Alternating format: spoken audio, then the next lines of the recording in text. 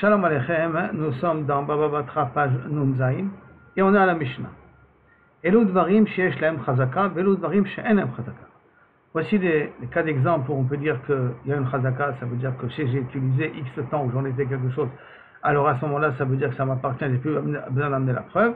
Et voici des choses que ça peut durer longtemps et ça ne s'appelle pas que j'ai une chazaka sur l'objet en question ou sur l'endroit en question. Par exemple, Ma'amid Behema Bechatser, si j'ai un terrain, on va voir que la Gemara va dire on n'a pas d'un terrain d'associé, c'est un terrain qui appartient à moi et à mon voisin. Et je fais rentrer mes animaux dans ce terrain-là. Tanour, Berechaim, je fais entrer un four, je fais entrer une meule. Kiraim, c'est un four qui a une forme un peu différente du four qui chauffe beaucoup plus. Megadel Tarnegonim, je fais il y a mes poules qui circulent dans le Khatser. Noten Zivlo Bachatser, où je mets mes poubelles, c'est-à-dire mes engrais, je les mets dans le Khatser. Et Na Chazaka, tout ça, ça ne veut pas dire que le Khatser m'appartient. Je précise bien, on va voir qu'on parle d'un Khatser Shutafim, qui veut dire est-ce que j'ai acquis la part du Shutaf. Tout ça, ce n'est pas une preuve que Kaviachol, c'est à moi. Aval, mais Asam Mechitza le Behemto, si dans ce Khatser-là, j'ai fait une barrière qui me permet à mon animal d'être à part, Gavo Asarat Fachim, au de 10 Fachim, Vechen Tano, Vechen Latano, Vechen Akiraim, Vechen Arechaim, pour tous les instruments, le four à double ouverture, pour la meule, pour l'internet golim, tout ça, j'ai fait une genre de petite muraille de 10 dans le Khatser, et le voisin m'a rien dit. Là, ça voudrait dire que j'ai une chazaka potentielle. Donc, si j'ai fait rentrer les poules dans la maison, ou dans l'endroit qui appartient à mon soutaf, comme les ovlos en mok shelosha, où j'ai creusé dans le khatser un trou profond de 3 tfachim pour pouvoir mettre les évels là-bas pour pas qu'ils s'éparpillent. Au gavo à shlosha, où j'ai fait une petite muraille de 3 tfachim pour pas que le zével s'éparpille. Un réseau chazaka. Cette action-là de construction, ça a une forme de chazaka quelque part.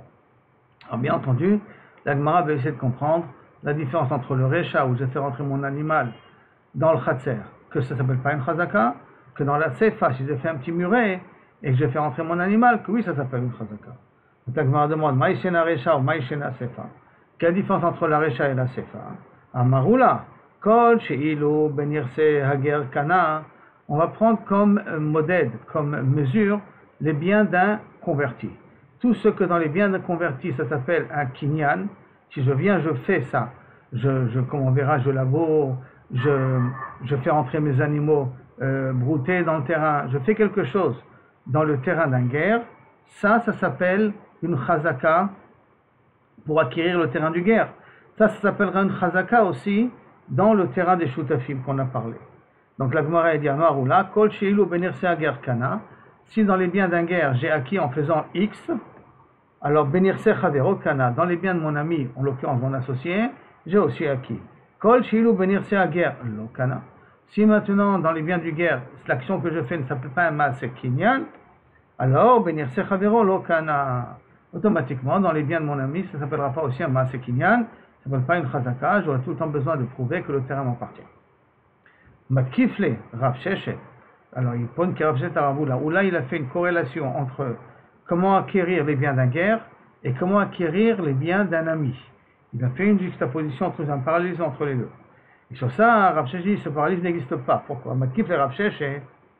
Klalaou, est-ce que tu veux dire que c'est une règle que ce qui a chez l'un, il y a chez l'autre? Ve'are nir benerse ager kana.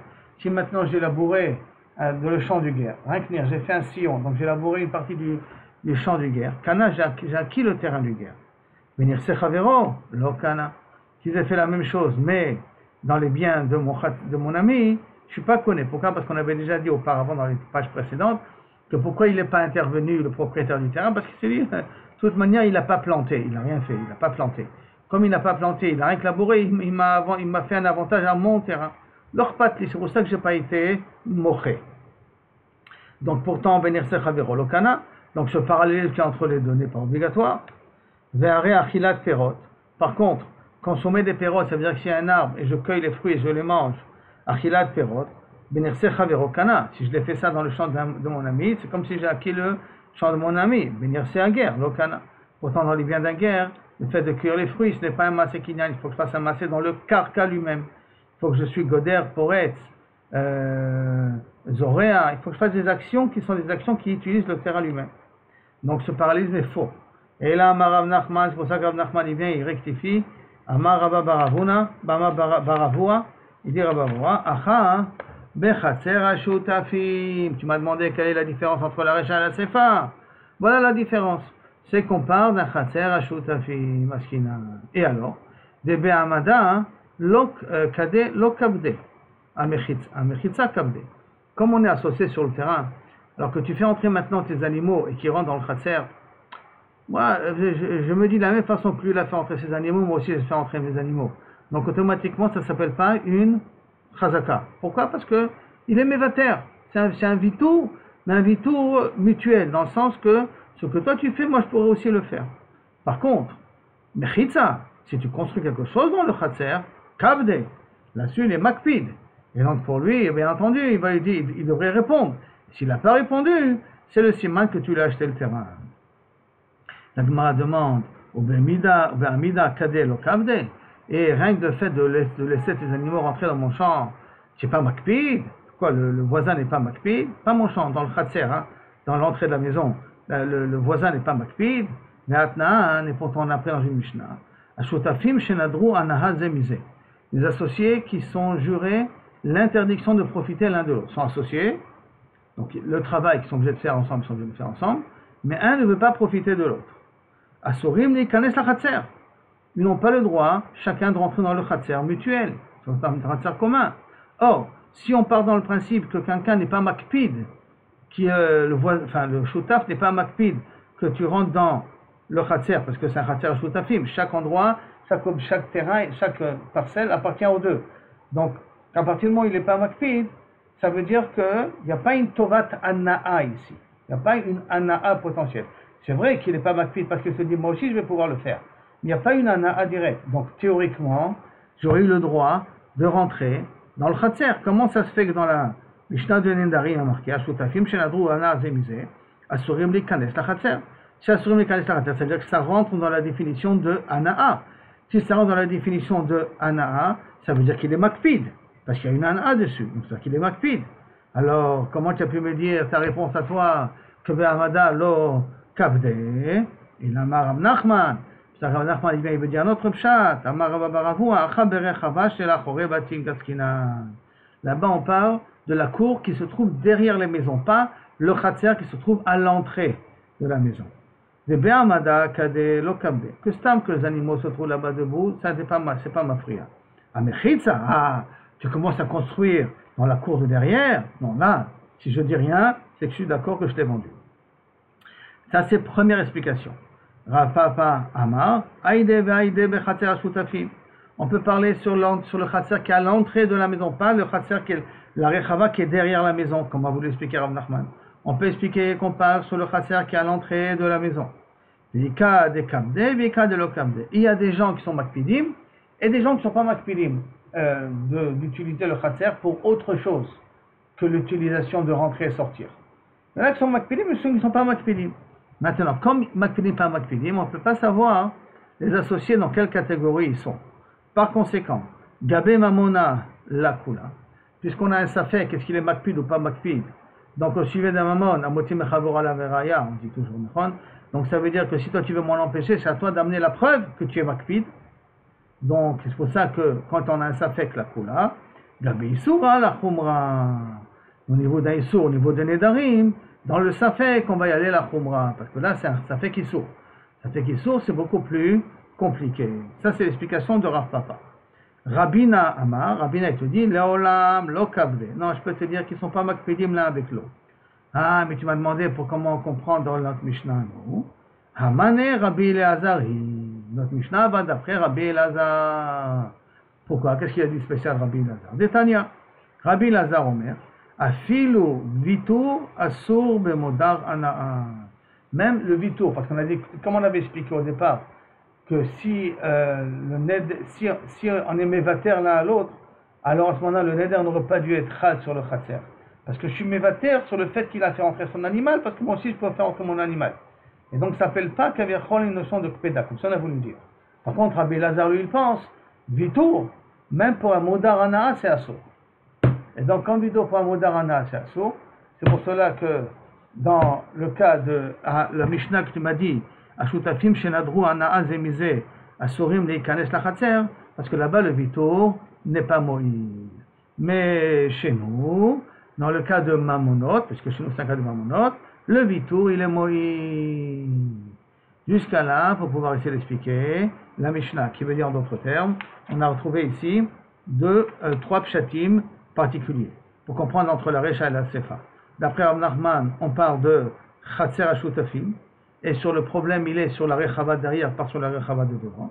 On a l'explication de Rav Papa, qu'on parle de tout Chatser Ashutafim, mais il y en a qui sont makpidim, il y en a qui ne sont pas makpidim, et comme celui qui est makpid, et qui dit que ça le dérange, c'est à lui d'amener la preuve qu'il est makpid habituellement. C'est pas celui qui fait rentrer, parce que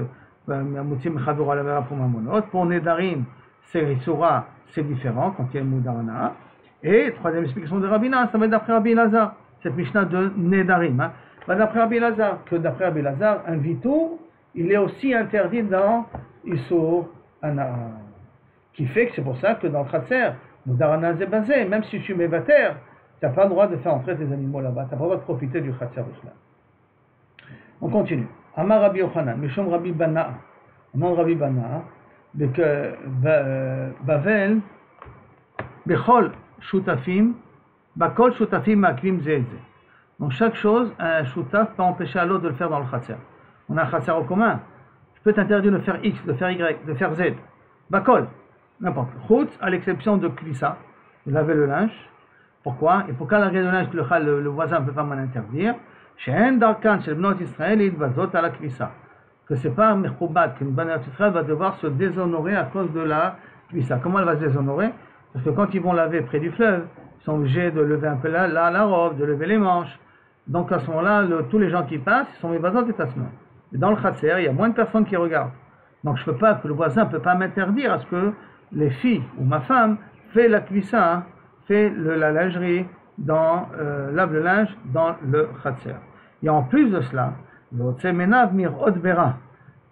il faut faire attention que lorsque tu marches et qu'il y a des femmes qui lavent ou qui étendent le linge, de ne pas regarder les choses qui ils font mal aux yeux, si on peut dire. Amar Rabbi Chia Baraba, Zeshen Mistaket, c'est quoi Otsem Enav Mirod Bera? Ça veut dire quoi ce sujet-là? Zeh Mistakel Benashim Besha'a Shomdot ala Kvissa. C'est celui qui regarde les femmes, ou qui regarde les femmes en train de, kabiachol, étendre le linge en question. Maintenant, la Gemara, elle veut comprendre, dans le cas qu'on étend le linge, ça veut dire quoi que je suis passé, je devais fermer les yeux. Mais, alors la Gemara demande, Echidami, dans quel cas s'en parle? Ideika darka harina. Si maintenant, il y a une rue où les femmes font le linge, et je peux passer par une deuxième rue, et je suis passé spécifiquement par la rue où les femmes, elles font le linge. Rachao, c'est un rachat avec là. C'est comme si par exemple, il y a une rue qui a plein de publicités. Et il y a une autre rue qui n'a pas de publicité.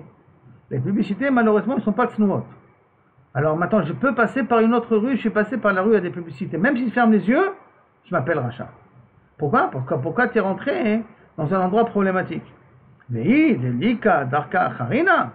Si tu veux me dire qu'il n'y a pas d'autre chemin, c'est le seul chemin pour pouvoir avancer, c'est où les femmes font le linge, anoussou. Donc c'est un problème de honnête. Alors c'est dire quoi ce din-là que tu m'as dit, ve'otsem enav mirod vera, she'en mistakel benashim ve'shaz osim kvissa. C'est dire quoi ça? De quel cas on parle ici? La Gemara répond, Léolam, délicat darka chabrina. Bémet, on parle qu'il n'y a pas d'autre chemin. La filoachi, mebaye, le minas nafshe. Et malgré tout, il doit être honnête et atzmo. C'est qu'il n'y a pas de darka harina. Honnête et atzmo, ça veut dire que tu ne dois pas dire parce que c'est anous, je suis obligé de passer, donc je peux regarder. Non. Bien que tu es anous, tu dois passer, tu dois faire attention à baisser les yeux pendant que tu marches. Tu ne dois pas regarder les publicités. Tu es obligé de passer par une jdera, par un boulevard, il y a beaucoup de publicités là-bas. Concentre-toi sur la conduite, ne regarde pas sur les côtés. Sinon, chas v'shalom, tu peux t'appeler rachat à ce niveau-là. Ba'amine Rabbi Yochanan, mi Rabbi Bana. Puisqu'on a parlé de Rabbi Bana, alors Gemara continue à amener l'enseignement au nom de Rabbi Bana. Donc Rabbi Yochanan, il a demandé à Rabbi Bana, Chalouk shel Talmid Chacham Ketzad. Comment c'est la veste d'un Talmid Chacham? L'habit d'un Talmid Chacham, comment il doit y être? Réponse, Ketzad, Kol she'en besaro nira mitarta. Il faut qu'il porte une genre de toge, une genre de veste, comme on voit les vestes longues là-bas qu'on voit dans chez les Rouchamim, où on ne voit pas sa chair à travers. Talit chez le Talmid Chacham, Ketzad. Talit est une genre de cape qu'on se couvre avec. Comment? Kol she'en chaluko mira mitarta tefach. Que le talit, cette cape-là, hein, et on peut voir un tefach de 8 cm qui sort en bas hein, de la veste qu'il porte. Pas plus que ça. Mitartav tefach. Shulchan chez Talmid Chacham Ketzad. Comment on peut reconnaître une table d'un Talmid Chacham? Alors, Shnei Shlish Gdil, 2 tiers, c'est avec une nappe, d'accord, pour pouvoir ne pas salir, et ainsi de suite. Le Shlish Galai, et 1 tiers, il est découvert pour poser là-bas les légumes et tout. Ve'alav Keharot, et là-bas sont posés les carafes, Ve'yerek, les légumes. Tabato, la table, elle a un genre de tabac, un anneau, pour pouvoir prendre la table après qu'on l'a utilisée. N'oublions pas qu'à l'époque, chacun avait droit à sa table privée, et il s'était assis par terre. Donc la table était basse, et quand ils avaient fini, ils les accrochaient contre le mur. La tabac, l'anneau, est-ce qu'il doit être de l'extérieur ou de l'intérieur? Alors, pour un Talmid Chacham, comment il doit être la tabac? Le tabac, l'anneau doit être vers l'extérieur, pour pas que Kavichol, il se blesse ou il s'abîme ses habits avec. La Gemara demande, Atanya, tabato mebifnim. Pourtant, il y a une braïta qui dit que la table d'un Talmid Chacham, il faut que l'anneau soit vers l'intérieur, pas vers l'extérieur. Je répète, c'est l'anneau qu'on accroche la table sur le mur après. Lo kashia, ce n'est pas une question. Hadika inuka, hadelika inuka. Est-ce qu'il y a des enfants? Il n'y a pas d'enfants. S'il y a des enfants qui vont s'asseoir à côté de lui, il ne vaudrait mieux pas que l'anneau soit dans sa direction à lui. Pourquoi? Parce que les enfants, ça peut les blesser. S'il n'y a pas d'enfants, alors l'anneau peut être de son côté à lui. Mais s'il y a des enfants, il vaut mieux que l'anneau soit vers l'extérieur. Si je peux donner une autre explication. Il n'y a pas d'enfant. Lika inuka, il n'y a pas d'enfant. Velo kashia. Hadeika shma'a, hadelika shma'a. Est-ce qu'il y a un serveur ou il n'y a pas un serveur? Il y a un shamash ou pas un shamash? S'il y a un serveur, tu mets l'anneau de l'extérieur, le serveur peut se blesser avec. C'est pour ça que tu mets l'anneau d'intérieur. On voit que Talmid Chacham doit penser à ne pas être mazik la suiva, l'endroit où il se trouve. Mais, et s'il n'y a pas de shmaya, s'il n'y a pas de shamash, alors tu mets l'anneau à l'extérieur. Si tu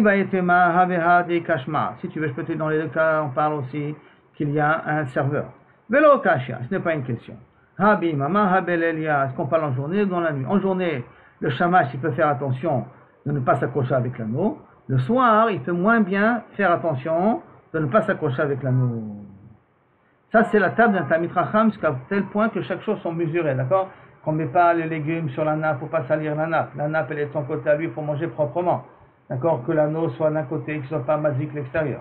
Par contre, chez l'Amaretz, à quoi ressemble la table d'un Amaretz? Donc, ça veut dire l'inverse d'un Talmid Chacham. La Gemara dit, les Medura comme un feu de bois. Vegderot mekifot ota. Et qu'il y a plein de marmites et d'assiettes tout autour. Ça veut dire que c'est le balagan total. C'est pas ordonné. Ou l'expression un petit peu japonaise, aseda, si tu comprends l'expression. D'accord? Vegderot mekifot ota. Mita chez Talmidei Chachamim ketzad. Comment il est le lit d'un Talmid Chacham? Kol she'en tachtea et la sandale. Bimot achama ve'manalim bimot akshamim. Des sandales, donc ça veut dire des chaussures ouvertes pour l'été et des chaussures fermées pour l'hiver. Voilà ce qu'il y a sous le lit d'un Talmid Chacham, pas plus que ça. Chez l'Amaret, domé le otsar balou. Le lit d'un Amaret, il y a le monde entier qui est caché à l'intérieur. Comme tu connais les sacs des femmes. Tu peux trouver machatarot, c'est dans les sacs des femmes. Tu as besoin d'un cure-dent, tu as besoin d'un coton-tige, tu as besoin d'une aiguille, tu peux trouver dans les sacs des femmes.